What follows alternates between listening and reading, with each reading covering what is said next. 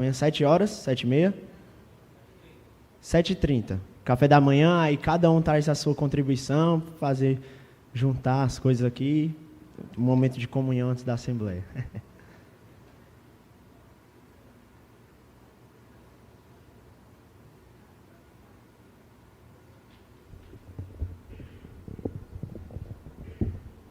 Bom dia, meus irmãos. É um grande prazer estar novamente com vocês, cultuando ao nosso Deus.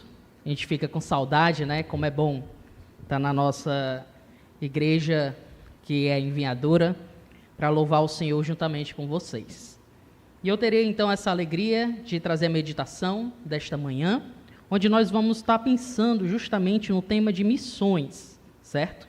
E o meu desafio, então, vai ser olhar para uma das passagens das Escrituras e pensarmos sobre o que é fazer missões. Somos uma igreja missionária, que apoia muitos missionários, por exemplo, eu, né, que sou enviada desta igreja, e é importante a gente entender bem isso. Como é que nós realizamos missões? Como é que a gente pode avaliar o nosso coração para ver se o nosso coração é um coração missionário? Existem várias respostas, várias passagens bíblicas, mas eu vou querer meditar em uma delas, na passagem clássica, onde a gente trabalha essa questão de missões, que é Mateus, capítulo 28, do verso 16 ao 20. Convido então os irmãos a abrirem suas Bíblias nessa passagem. Só antes da leitura, só dar um pequeno aviso, né? Alguns irmãos foram cumprimentando aqui e perguntaram sobre Leninha, a minha esposa. E ela está adoentada, então, infelizmente, ela não pôde vir aqui dar o ar da graça, né, de estar juntamente conosco louvando, certo? Peço que orem por ela, esse período, então, de viroses, né, rinite também, nos atacando, tá bom? Por isso que ela não está aqui. Ok, vamos lá para Mateus, capítulo 28, e façamos a nossa leitura.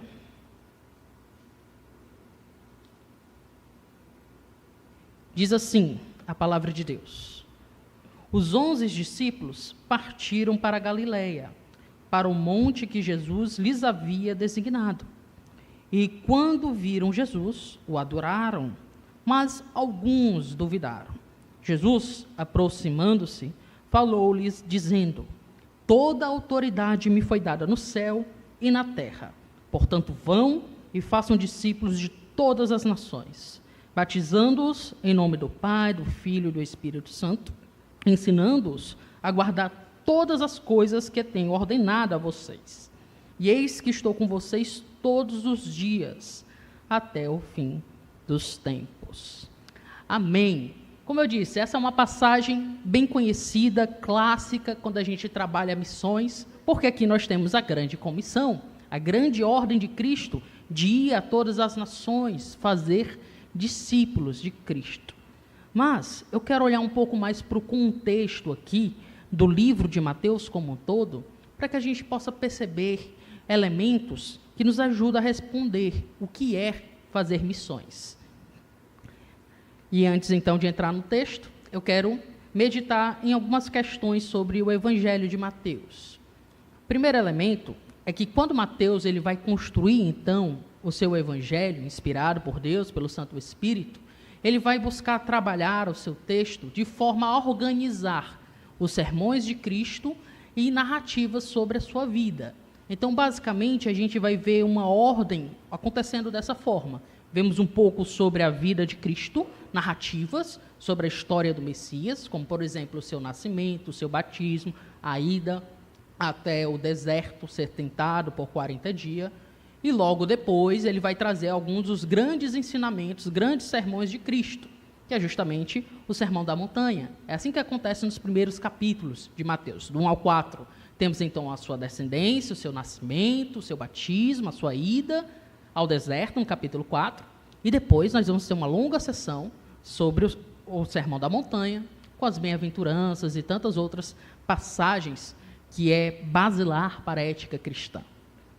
Então, Mateus ele busca trabalhar dessa forma, com o objetivo de deixar claro quem Jesus é, quem ele foi, o que ele fez e o que ele ensina. A ideia é deixar claro para todos os judeus, que era o principal alvo da sua escrita, entender que Jesus, de fato, é o Messias que cumpre todas as promessas que foram ditas a respeito dele. Ele é o Messias que estava sendo aguardado pelo Antigo Testamento. De todos os ângulos e formas que poderia se pensar a pessoa do Messias, Jesus é aquele que se encaixa. Por isso que ele repetitivamente vai dizer, e cumpriu a profecia que diria a respeito disso. Entende? Então esse é o esforço aqui de Mateus a organizar nessas narrativas. 5 narrativas, 5 grandes sermões, talvez fazendo um certo paralelo com o Pentateuco. Se temos então o Pentateuco, a lei da primeira aliança, temos agora aqui Jesus trazendo a lei, a ética, um ensino a respeito do novo povo que ele estava criando por meio da sua mensagem de arrependimento e da chegada do reino de Deus. Um outro aspecto que a gente também trabalha, quando a gente vai meditar no livro de Mateus, dos evangelhos no geral, é entender qual era o entendimento teológico daquele povo, qual era a expectativa que aquele povo tinha a respeito do Messias. E quando a gente olha para o povo judeu daquela época, nós vemos o seguinte cenário. Era um povo que estava de volta à sua terra, mas que não tinha uma liberdade de governança ou de atuação no seu meio. Por quê? Porque eles estavam sob o domínio do Império Romano.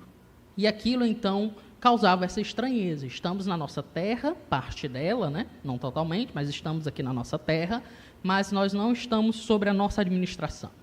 Estamos sobre a administração do outro. E aí, quando se olha para as profecias, dentro da cabeça deles, o que eles esperavam? A ideia de um rei triunfante. Isso é muito característico quando a gente vai ver, por exemplo, a compilação do livro de Salmos, que é justamente a reunião dos seus cânticos, da sua forma de cultuar a Deus. E quando a gente olha o Salmo de número 2, pode deixar aí marcado, mas a gente vai andar um pouquinho no Antigo Testamento agora, no Salmo de número 2, nós vemos essa ideia de um rei triunfante. O livro de Salmos, como eu falei, é um livro que vai compilar, então, o grande inário, por assim dizer, dos israelitas, e o Salmo de número 1 e o Salmo de número 2, eles serviam como uma espécie de introdução à temática geral dos Salmos.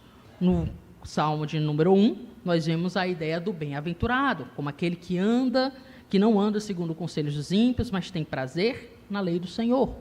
E agora, no Salmo de número 2, nós vemos a expectativa do reinado do ungido de Deus. Lembra, ungido é a palavra em português, que no Antigo Testamento era traduzida como Messias.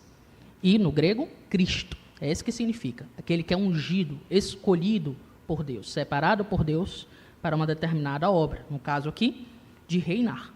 Então vamos ler o Salmo 2. É um salmo curtinho. Nossa igreja já tem um costume de ler muitos versículos, né? Vocês já estão quase concluindo os salmos. Então vamos dar uma lida aqui, são 12 versículos. Vamos ler aqui para a gente entender um pouco da mentalidade dos judeus da época aqui de Jesus. Diz assim: por que se enfurecem as nações e os povos imaginam coisas vãs? Os reis da terra se levantam e as autoridades conspiram contra o Senhor e contra o seu ungido, dizendo: vamos romper os seus laços e sacudir de nós as suas algemas. Aquele que habita nos céus dá risada, o Senhor zomba deles. Na sua ira, ao seu tempo, lhes fará, no seu furor, os deixará apavorados, dizendo: eu constituí o meu rei sobre o meu santo monte Sião. O rei diz: proclamarei o decreto do Senhor. Ele me disse: você é meu filho, hoje eu gerei você. Peça, e eu lhe darei as nações por herança, e as extremidades da terra por sua possessão. Uma vara de ferro você as quebrará, e as despedaçará como um vaso de oleiro. Agora, pois, ó reis, sejam prudentes, deixem-se advertir juízes da terra, sirvam o Senhor com temor, e alegrem-se nele com tremor. Beijem um filho, para que não se irrite, e não pereçam no caminho, porque em breve se acenderá a sua ira. Bem-aventurado todos aqueles que nele se refugiam. Então, bem-aventurado não é somente aquele que tem o prazer na lei do Senhor, que segue os princípios, mas é também aquele que se refugia nesse Filho de Deus, que viria desse rei que seria gerado, que iria colocar todas as nações no seu devido lugar. Então, se o judeu, na época aqui de Cristo, estava sob o domínio do Império Romano, qual era a expectativa dele ao ler esse salmo? É que o Messias invertesse essa posição. Que o Messias de Sião, de Jerusalém, pudesse então colocar todas as nações no seu devido lugar, colocar todas as pessoas sobre o cuidado e a governância do próprio Deus. Afinal, é esse que é o Filho de Deus. É isso que ele faz. O reino de Deus está vindo. Lembra da mensagem de Jesus? Né? O reino dos céus. Então, essa é a expectativa que esses judeus tinham. Qual é o grande problema? É que, por vezes, eles deixavam de enxergar o motivo que sempre os levou à condição de cativos. Que é o quê? O pecado. Que é a necessidade da redenção da sua alma, da sua vida. E eles esqueciam, então, não somente, por eles enfatizarem, então, a figura do rei triunfante do Salmo 2, por vezes eles esqueciam a outra figura, de um servo sofredor. Os irmãos também estão meditando Isaías, não é? Então vamos fazer uma leitura de Isaías 53 agora. Isaías é tido por alguns como o quinto evangelho. Por quê? Porque há muitas profecias sobre a vinda do Messias. E aqui, no Salmo 53, nós vamos ver também um pouco dessa profecia, trabalhando a ideia de um servo sofredor. Então vamos lá. São mais 12 versículos, vou me esforçar aqui na leitura, peço que os irmãos também busquem me acompanhar. Já somos acostumados, né, a acompanhar leituras bíblicas, então eu creio que os irmãos conseguem acompanhar uma leitura de mais 12 versículos. Diz assim, Isaías 53, quem creu em nossa pregação e a quem foi revelado o braço do Senhor? Porque foi subindo como renovo diante dele e como raiz de uma terra seca. Não tinha boa aparência nem formosura. Olhávamos para ele, mas não havia nele nenhuma beleza que nos agradava. Era desprezado, o mais rejeitado entre os homens, homens de dores, e que sabe o que é padecer. E como um de quem os homens escondem o rosto, era desprezado, e dele não fizemos caso. Certamente, ele tomou sobre si as nossas enfermidades, e as nossas dores levou sobre si. E nós o considerávamos como aflito, ferido de Deus e oprimido, mas ele foi traspassado por causa das nossas transgressões e esmagados por causa das nossas iniquidades. O castigo que nos traz a paz estava sobre ele, e pelas suas feridas fomos sarados. Todos nós andávamos desgarrados como ovelha, cada um se desviava do seu próprio caminho, mas o Senhor fez cair sobre ele a iniquidade de todos nós. E ele foi oprimido e humilhado, mas não abriu a boca. Como cordeiro, foi levado ao matadouro, e como ovelha muda diante dos seus tosqueadores, ele não abriu a boca. Pela opressão e pelo juízo, ele foi levado, e de sua linhagem, quem se preocupou? Porque ele foi cortado da terra dos viventes, foi ferido por causa da transgressão do meu povo. Designaram-lhe a sepultura com os ímpios, mas com o rico esteve na sua morte. Embora não tivesse feito injustiça e nenhum engano fosse encontrado em sua boca. Todavia, ao Senhor agradou esmagá-lo, fazendo-o sofrer. Quando ele der a sua alma como oferta pelo pecado, verá a sua posteridade e prolongará os seus dias, e a vontade do Senhor prosperará nas suas mãos. Ele verá o fruto do trabalho de sua alma e ficará satisfeito. O meu servo, o justo, com seu conhecimento, justificará a muitos, porque as iniquidades dele levará sobre si.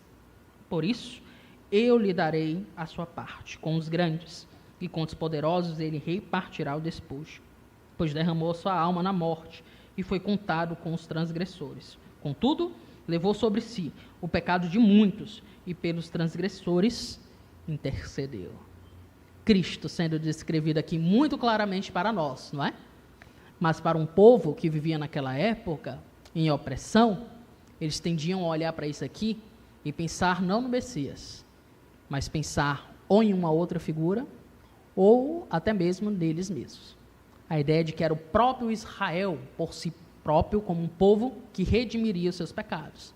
Apesar de não fazer sentido, quando a gente lê o texto com cuidado, né? Por exemplo, quando a gente vê que ele levou a transgressão do seu povo. Então, como é que é Israel que está pagando pela sua própria transgressão? Não faz sentido. Mas era essa a expectativa que eles nutriam e tinham essa questão. E o que isso gerava, então, entre os judeus? Uma liderança diversificada. Havia várias correntes teológicas judaicas naquela época. São os grupos judaicos que a gente aprende quando a gente estuda os evangelhos e estamos aqui na EBD. Temos o grupo dos saduceus, que buscavam uma certa aliança política porque os favoreciam. Então, eles tendiam a ignorar as profecias, os profetas, e se apegavam apenas ao Pentateuco. Nós também vamos ter os fariseus, que eram pessoas mais apegadas à observância da lei, pensando que pela observância rígida e exagerada da lei, quem já viu as pregações de pastor Valnei deve lembrar, né? Da história do cuspe, lembra? Não podia se misturar com a terra, porque se misturava, aquilo ali podia ser visto como arar a terra, então não podia se cuspir no sábado, porque arar na terra é trabalhar, e trabalhar é pecado. Um exagero na interpretação da lei, por quê? Porque eles pensavam que por essa fidelidade, então eles seriam recompensados por Deus como justos, e aí traria redenção ao seu povo. Também havia outros grupos, como os zelotes, um grupo revolucionário.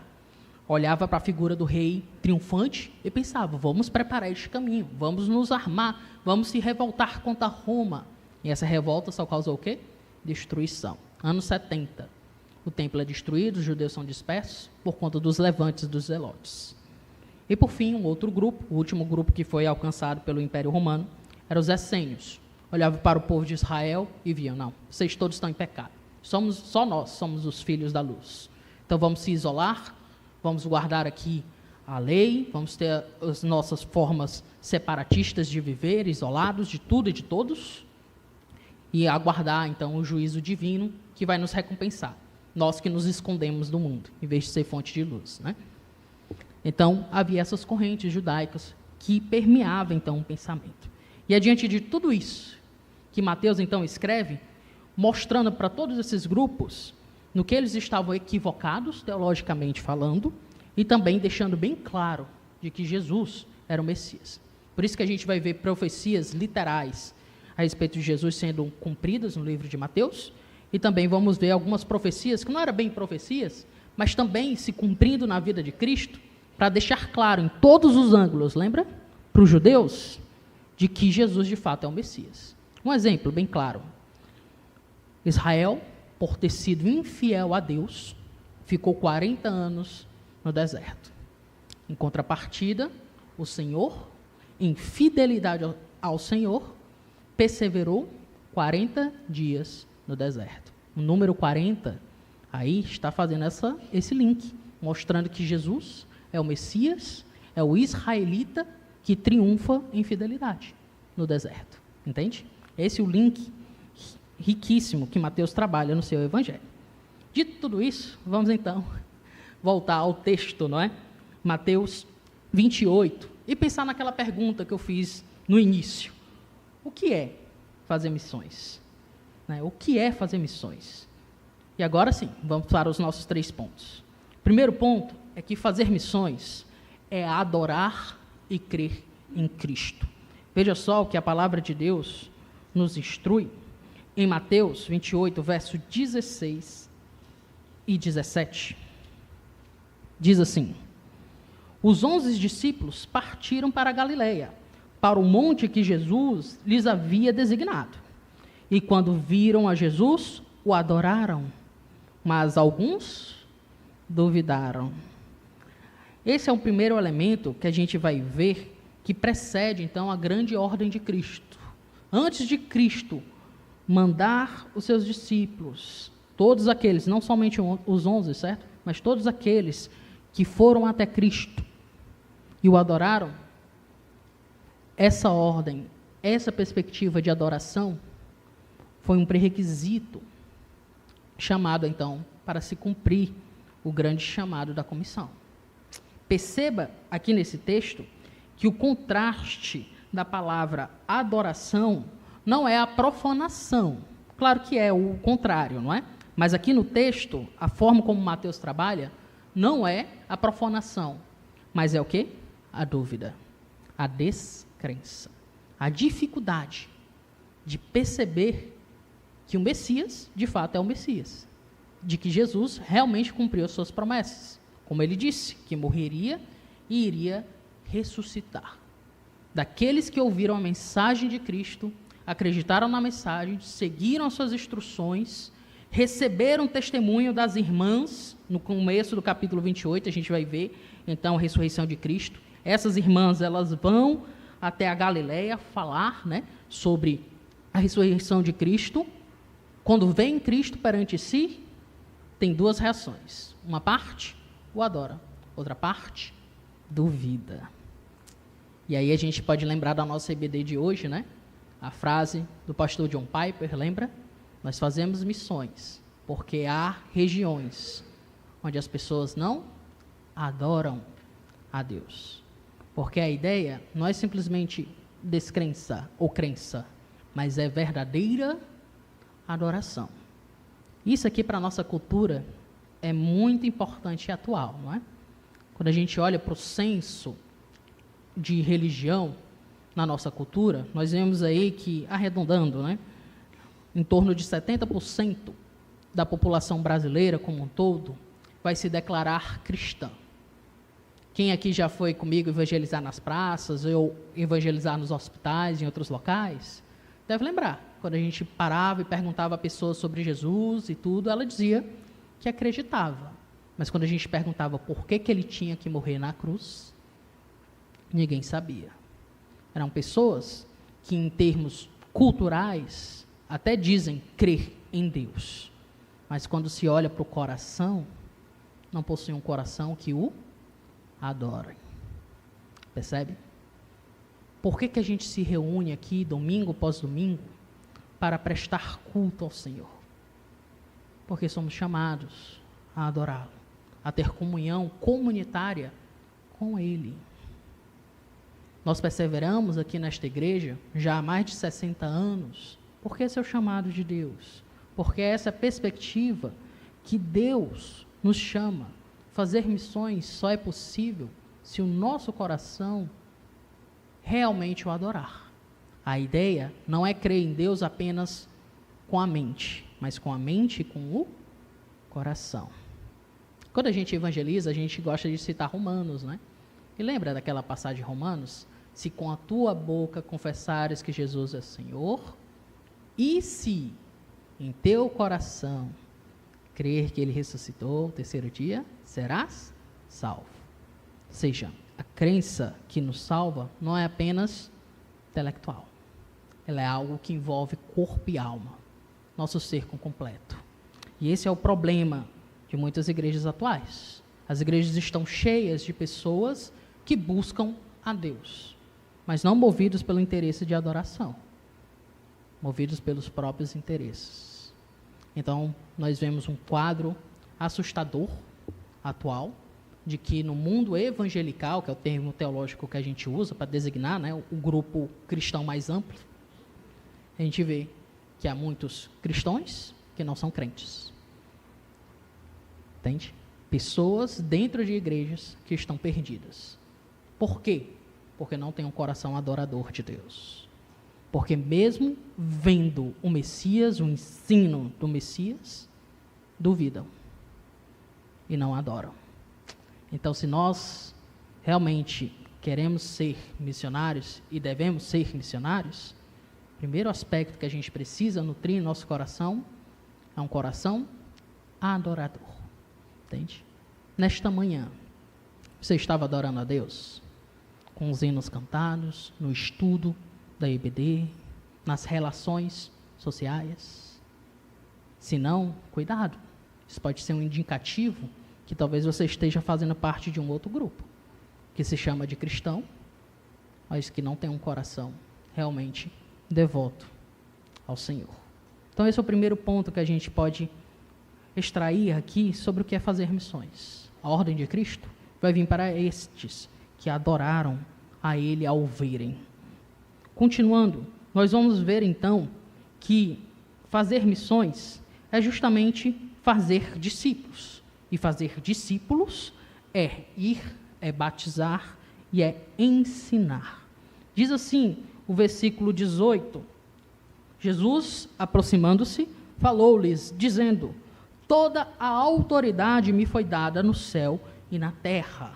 Portanto, vão e façam discípulos de todas as nações, batizando-os em nome do Pai, do Filho e do Espírito Santo, ensinando-os a guardar todas as coisas que tenho ordenado a vocês. Então, temos a grande ordem de Cristo. Quando a gente olha no grego, a palavra que está ali no imperativo, né, que é a ordem de Cristo, é a palavra façam discípulos. Todos os outros verbos, eles estão subordinados a isso. Basicamente, eles estão descrevendo o que é fazer discípulos. E há basicamente 3 coisinhas que a gente pode destacar aqui, né, que geralmente é o que é enfatizado em missões. Ora, para se fazer missões, é necessário ir até as pessoas. Por isso, vão a pessoas de todas as nações, certo? Outro aspecto é o batismo e, por fim, o ensino. Qual o problema, às vezes, quando a gente pensa missões dentro de um olhar muito reduzido? É que a gente pensa que fazer missões é somente ir. Mas quando a gente olha direitinho para o texto aqui, a gente percebe que missões é algo muito mais amplo. Requer um envolvimento completo de vida. Porque não para simplesmente no ir falar as boas novas, no evangelismo, como a gente gosta de usar, não é? Envolve isso também, isso é importantíssimo. Viagens missionárias, as conferências de missões, a nossa organização para realizar, não é, missões, evangelismo nos hospitais, nas praças, como a gente costuma fazer aqui na igreja, é importantíssimo, faz parte também. Mas qual é o ponto que eu quero despertar a nós? É perceber que existe uma dimensão maior. Quais são as dimensões maiores do que isso? Para além disso. Isso também, mas para além disso. Mais 2. Batizando-os em nome do Pai, do Filho e do Espírito Santo, e o ensino a guardar todas as coisas. O batismo, aqui, quando Mateus vai construir, então, a sua narrativa, e dentro da cultura, aqui, é algo que indica a real confissão de uma pessoa de que acredita e que deseja seguir o caminho de Cristo. Entende? A nossa cultura, impactada aí historicamente, né, pelo evangelicalismo, pelas cruzadas, as cruzadas evangelistas e tudo mais, as pessoas reduziram a ideia de se iniciar na vida cristã a um simples levantar de mão. Não é isso que algumas igrejas fazem, né? Quem quer aceitar Jesus hoje? Levante uma das suas mãos. Irmãos, nas Escrituras, aquele que realmente confessa a sua iniciação em Cristo é alguém que se submete ao batismo. Por quê? Porque é no batismo que a gente confessa de que cremos que Cristo morreu e ressuscitou por nós. E que agora, crendo nele, também declaramos morte e vida para a nossa forma de viver. Morte ao velho homem, vida a essa renovação que o Senhor já realizou em nosso coração. O batismo aqui, ele aponta para um aspecto de acolhimento a uma vida comunitária. O batismo é a confissão real e individual que o cristão dá à sua comunidade local. É por isso que a gente realiza batismos. Por isso que geralmente aqui na cultura da nossa igreja, é no aniversário, né, da nossa igreja, que a gente está celebrando mais um ano, perseverando em fidelidade ao Senhor, e a gente vem colher os novos frutos, de irmãos confessando de que entenderam a mensagem, de que confessam essa mensagem, que querem continuar caminhando conosco. Entende? Esse é o real levantar de mãos que a cultura nossa atual reduziu a um cristianismo rápido, fast food, né, que mal se relaciona. Aqui não. O batismo indica essa inicialização. Eu chego para o irmão e digo, eu criei em Cristo, eu me converti, eu quero continuar caminhando com essa comunidade. É mesmo? Sim. Então você está pronto para assumir os compromissos envolvidos nisso? Sim. Então vamos participar do batismo, perante todos, para que você possa confessar. Isso é interessante quando a gente olha a história da igreja. Eu gosto mais da história da igreja, né? Me permita contar um pouquinho. Quando a gente vai ver as primeiras igrejas que realmente foram construídas como igreja, né? Falando prédio, certo? Prédio. Geralmente, a primeira coisa que ficava do lado de fora da igreja era ou a primeira coisa que se via ao entrar à igreja era justamente o batistério. Porque a ideia é o quê? Não tem como você cultuar a Deus de verdade sem ser um cristão. Então, primeiro você se batiza e depois você participa do culto. Lembra que era um contexto de perseguição, né? Então, aqueles que iam se reunir de forma secreta para orar a Deus, realmente tinha que ser um cristão comprometido. Então, como era que se você marcava no rito, de acordo com as escrituras e dentro do costume, que você de fato é um cristão? Levantando a mão? Não, se batizando, confessando o nome do Pai, do Filho e do Espírito Santo, entendendo o básico da doutrina cristã e crendo naquilo de fato. Por isso que o primeiro saguão, né, o primeiro elemento ali quando se entrava nas igrejas era o batismo. Depois a história deturpa, né, e as igrejas acabam transformando o batistério em uma pia batismal, porque eles vão se misturar com a religião, né? Então, dentro do Império Romano, ser um cidadão romano era ser um cristão. Então, se nascia uma criança, tinha que se batizar. E até hoje, nós batistas, né, estamos lutando contra essa teologia equivocada. Ser um cristão é ser batizado. Por isso que a gente somos batistas, né? Não é simplesmente ter nascido no lar cristão. Não, confessar o nome de Cristo de fato. Por isso que a gente só batiza aquele que confessa o nome de Cristo. Entende? Esse é o aspecto. E, por fim, o terceiro aspecto aqui, né? Não o terceiro ponto, né? O terceiro aspecto do segundo ponto, fazer discípulos, lembra? Ensinar a guardar todas as coisas que tenho ordenado a vocês.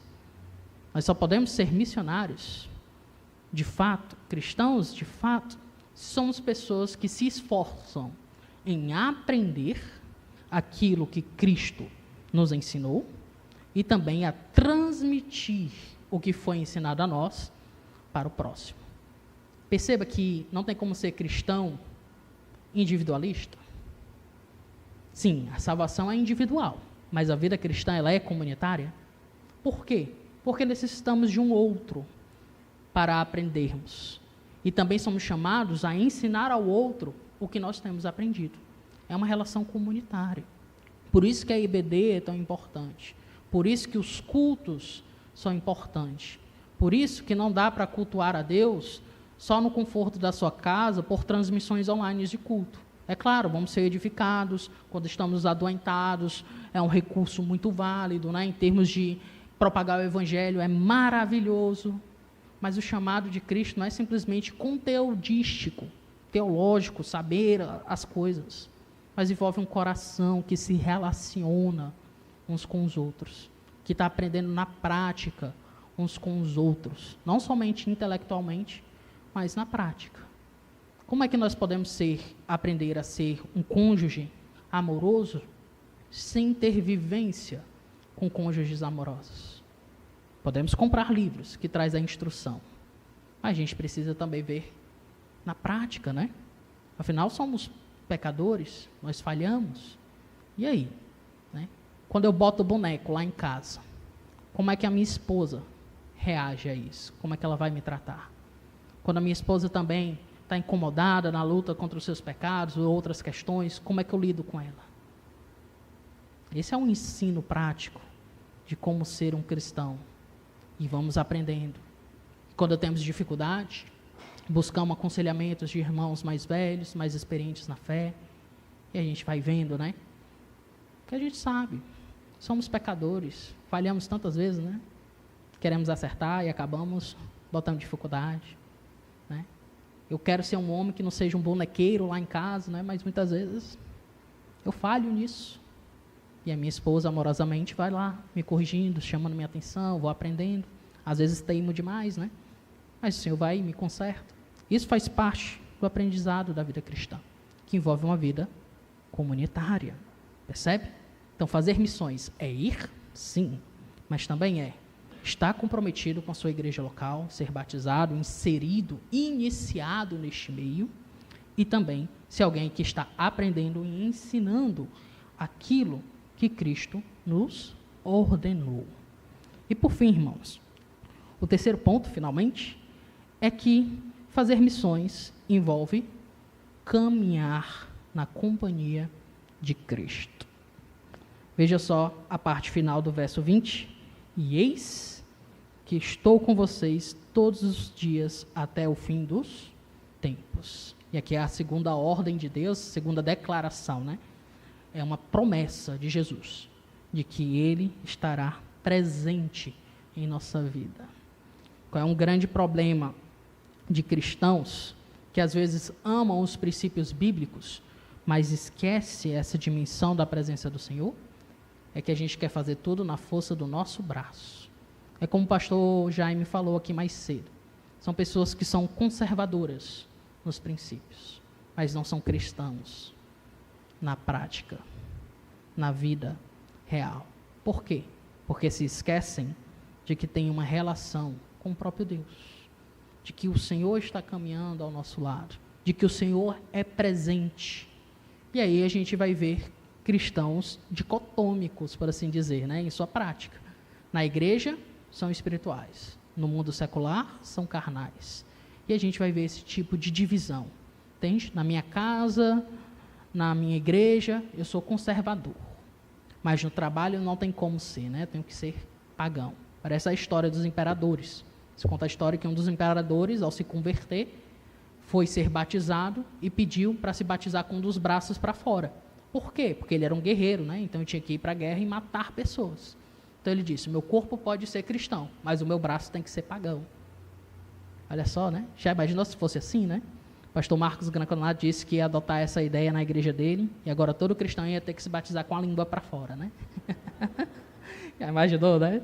Não é assim. Não tem como você escolher qual parte sua vai ser cristã ou vai ser pagã. É completo. Cristo está conosco. Até quando? Quantas horas por dia? Quantos minutos? Quantos segundos? Todos os dias. Até o fim dos tempos.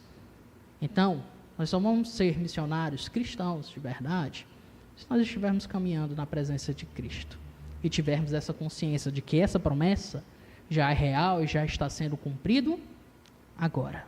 De que Deus está aqui. Mesmo depois de 2000 anos da história, mesmo nós estamos habitando num continente antes conhecido pelos próprios discípulos, aqui está Deus, sendo cultuado por nós, sendo adorado por nós, e entre nós. A primeira declaração que Mateus dá sobre Jesus é sobre o nome dele. Lembra qual é o nome de Jesus? É Jesus, né? Sim, mas o título que foi dado? Emanuel. Significa o quê? Deus conosco. Olha só a promessa final. Mateus é maravilhoso. O Espírito Santo, né? Com Mateus, né? Veja só como é amarrado. Estou empolgado, agora quero pregar de Mateus 1 em diante, mas não posso. Nosso tempo não vai nos permitir. Eu vou parar aqui. Mas eu quero trazer aplicações rápidas, certo? Coisas que a gente então deve saber, sentir e fazer mediante o texto que a gente meditou nesta manhã. Primeiro, é que fazer missões, ele envolve proclamar, acolher e ser ponte do evangelho para o próximo. Lembra? Ir, batizar e discipular, né, ensinar, é justamente isso. Proclamar, acolher na comunidade e ser ponte do evangelho para o próximo. É isso que a gente precisa ter em nossa mente. Como é que a gente faz missões? Proclamando, acolhendo e sendo ponte do evangelho ao próximo. Segunda aplicação, agora nos nossos sentimentos, é que fazer missões envolve um coração que crer, que adora e que caminha com Cristo. A ideia é uma comunhão viva, verdadeira, né? Avivada, por assim dizer, diante do Senhor. Não naquelas loucuras pentecostais, certo? Mas avivada no sentido de um coração que arde, que tem prazer, deleite diante da companhia e na caminhada com Cristo. E por fim, fazer missões é um ato de obediência intencional a Cristo. Entende? Tem que ser uma decisão. Nem sempre é fácil. Por exemplo, eu sou uma pessoa mais tímida. Aí Deus pega e me colocou para ser missionário. Como é que pode, né? E aí? Se eu for me seguir pela minha timidez, por ser uma pessoa mais reclusa, eu não vou pregar o evangelho para ninguém. Mas, se eu realmente adoro ao meu Deus e quero servi-lo, então eu tenho que, de forma intencional, obedecê-lo e servi-lo. Nem sempre vai ser fácil, porque obedecer a Deus vai fazer com que a gente lute contra a nossa própria natureza, os gostos, os desejos, os pecados. mas esse é o chamado. Amém. Amém, meus queridos. Fazer então uma oração final, chamo o pastor Jaime. Ok, vou fazer uma oração e passo para o pastor Jaime, então. Pai amado, obrigado por esta maravilhosa igreja, os meus queridos irmãos, essa comunhão que a gente pode desfrutar em Tua presença. Obrigado por Tua palavra que é rica e viva. Nos ajuda, Senhor, a ser crentes de verdade, que é sermos uma igreja missionária de fato. Nos ajuda a ter os ensinos de Cristo em nosso coração e que possamos ter um coração adorador ao Senhor. Abençoa, meus queridos irmãos, dessa semana que se iniciou. Que a Tua graça e a Tua paz os leve em Tua santidade, que o Senhor os abençoe em todos os meios onde eles estão atuando. Esta é a minha petição. No nome de Cristo, amém. Amém. Pastor Jaime.